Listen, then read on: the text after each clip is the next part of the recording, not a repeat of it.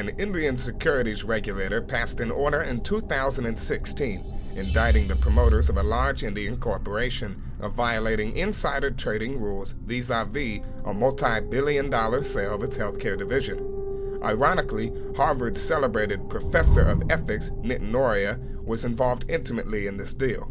Today, Mr. Nohria is discussed to be a top contender for the position of president of Harvard University.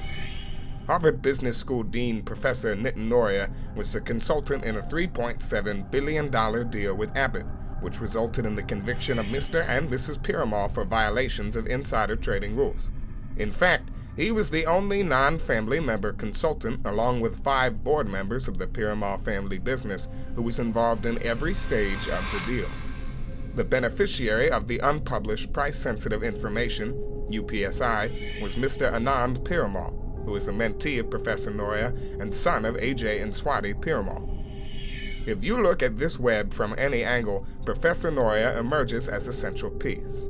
Currently, Professor Nohria serves on the board of the Piramal family business. His brother-in-law, Mr. Amit Chandra, was also later appointed to the board of the Piramal Group.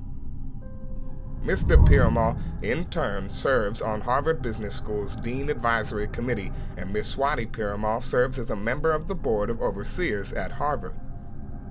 Is this a mere coincidence, or is there a deeper quid pro quo? It is to be known that it was never disputed by the Piramal family or business that the information was not passed to Anand Piramal. So why was Nitin Nohria not charged? Why was Nitin not investigated in the U.S., since he is a U.S. national? Do we at Harvard risk all that our university has stood for by appointing such a man as the president of Harvard University? As the saying goes, Caesar's wife must be above suspicion.